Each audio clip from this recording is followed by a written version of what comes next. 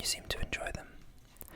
This video is going to be a little bit different to the others because, as you can see, this box is much smaller than the others.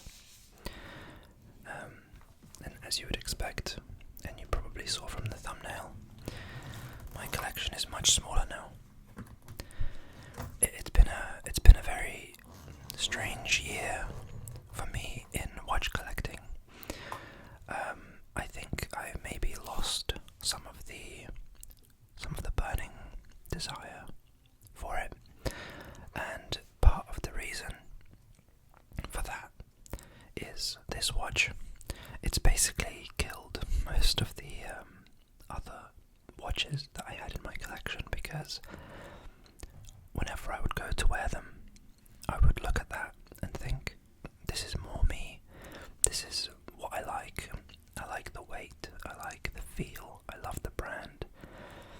And because of that, I ended up actually selling the majority of my collection. The one that I found the most difficult to sell, and before I go on, I will link all of my previous watch collection videos in the description by year, so you can see how it evolved over time. And yeah, that's just for your convenience. But the watch I found the most difficult to sell was my Oris Big Pointer Date. The reason I found that one difficult to sell is because I convinced myself that it was my most sentimental watch because I bought it when I bought my first property. But I think assigning sentiment to an item, it's almost like tricking yourself into it being more valuable. And I did fall out of love of the watch, and it was more of a smarter watch than I needed.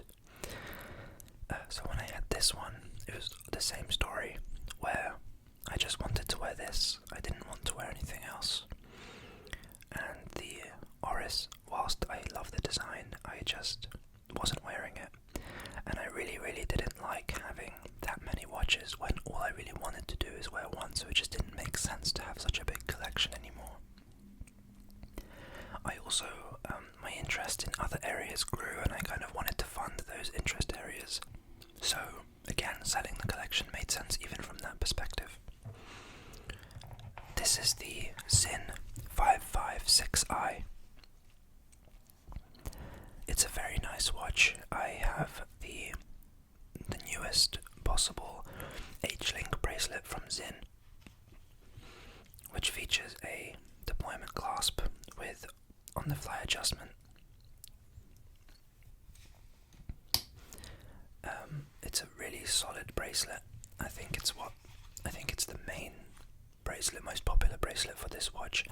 But I originally bought this watch with the Fine Link bracelet, also from Zin, and I still have both. I like the ability to wear the watch that I want to wear the most, but significantly change the look.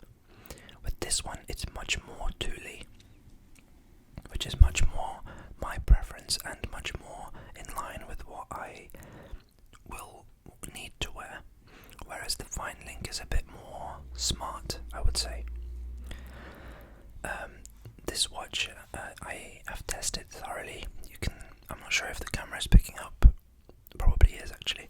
All of these scuffs on the clasp and even on the watch head, you can see along the top rim there is some scratches from where I've hit it on maybe walls or doors, I don't know, but I've scuffed it. I've tested it thoroughly in water, in really high temperature and high moisture, high humidity rooms, like when I went to the spa for my honeymoon with my wife, and it's held up really well. I'm gonna just give the crystal a wipe, but the sapphire crystal is pretty much, let me turn the lights on. The sapphire crystal is pretty much perfect. There is no damage whatsoever despite all of that testing and all of that hardware. I've used this for gardening, I've used this for DIY, hammering things, drilling things, and it's just powering through. The crown.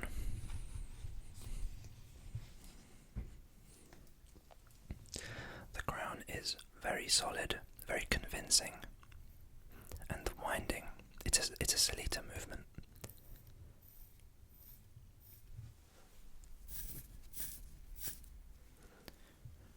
It sounds really good. Doesn't feel at all like it needs a service. And I've had this now for, I think, 2 years, maybe nearly 2 years. And like I said, it's just killed the majority of my watches that I had. Of course, I kept most of my sentimental watches, or most sentimental watches that were gifts from loved ones. But pretty much all of the watches that I bought myself, I ended up selling. If you're wondering about this case that I'm using, it's from Rothwell, San Francisco. If I remember, I will try to put the link in the description. It's just a really nice, I got it for Christmas this year actually, or Christmas last year, 2025. It's got this nice flap as well if you wanted to put an extra strap or maybe a tool or some spring bars. It's really nice. It's a really nice high-end case brand. The other watch that I have here was a gift, and I think it's just a watch that I will never get rid of just because it's a Seiko classic. It's what Seiko is, or original Seiko was most known for, is the SKX series. This was a watch that was incredible value at the time. It was made in the 2000s, and it was a proper ISO certified 200 meter diving watch. So amongst enthusiasts it was really popular, and it just has that classic, very, very classic look, very original look from Seiko. These days they do have alternatives of this model in the Seiko 5 line. However, it's not the same. They're no longer ISO certified. There is no screw down crown. The movement is much better actually. This movement is the original movement for the SKX. I think it's 7S26 or something like that. I'm pretty close on the name, but I'm not sure if that's correct. And it doesn't have hacking, so the second hand will keep going even when I'm setting the time. And the power reserve, I think, is lower, and the beat rate is lower. And it's but at the same time, it's a workhorse movement that hasn't been serviced, and it's still very accurate. I tested it last week, and it was pretty much on spot on, or very much close enough for me. I really like it on this FKM strap from Zulu Diver, and the reason I like it is because it fits perfectly within the lugs and within the watch case. So it has that integrated look, which I really, really like. And that's also why I tend to like metal bracelets that fit the case perfectly. I don't really like the gaps, but of course there is a time and place for it. If I really wanted to dress up either of these watches, I could.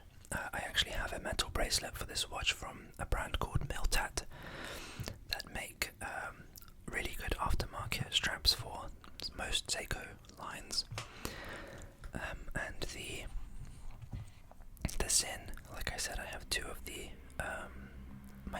two OEM bracelets, but if I wanted to really dress this watch up, it looks really great on a leather black strap, and it turns it into basically a formal dress watch. So I think this, being so versatile, so high quality, has essentially ended the hobby for me, which I'm kind of grateful for, because as most of you know, if you're in the hobby, which if you're watching this video you probably are, that it's a massive money sinkhole unless you're buying, and you're really good at buying, investment watches from Rolex or even higher brands. higher horology brands. But as far for me, for my use case, for my interests, this is, I think, what I will keep, and it feels the most like me. So this is all I need from my mechanical, automatic watches. Mind you, I still really, really appreciate the hobby. My father-in-law is currently looking to get a Omega Aquaterra from 2005, which has rose gold numerals and hands, I believe. But the Aquaterra line has always been one of my favorites from Omega. I like it even more than the Speedmaster series, and even more than the Seamaster Diver. I really like the Omega Aquaterra, which is also a Seamaster, to be fair. So I still really appreciate the hobby. I just don't really have any desire to buy more watches. If anything, I would look for any excuse to sell even more, but I have nothing to sell anymore. So these are the two mechanical watches that I have. But there is also one extra watch that I want to give a shout out to, which wasn't in the thumbnail, and it's what I'm wearing now, which is the G-Shock 5610U. Casio G-Shock 5610U. It's a radio-controlled beast, which has all of the functions I would ever need, and most likely will never use. But the fact that it's radio-controlled, it's such a peace of mind that this watch will always tell the right time. It's the one I use to actually set most of the time when I need to set these watches, I will use this if I don't have my phone handy. I can basically wear this for any occasion, and most of the time I actually do wear this one. But if I'm going out for a meal with the family or seeing some friends, I'll want to feel a bit more dressed up, a bit more confident, then I would wear this. Mind you, no one cares what watch you wear. It's how it makes you feel and what it means to you. That's what the hobby is all about, at least to me. So I hope that it's not disappointing watching this video, even though there's way less watches to look at, way less to talk about. But I still think it's an interesting topic and an interesting part of watch collecting. It could be temporary. It could be forever. You just never know where your desire will go in the coming months or years. But all I know for now is that right now, this is enough for me. This is all I need. And I really, really like having such a low amount of choice.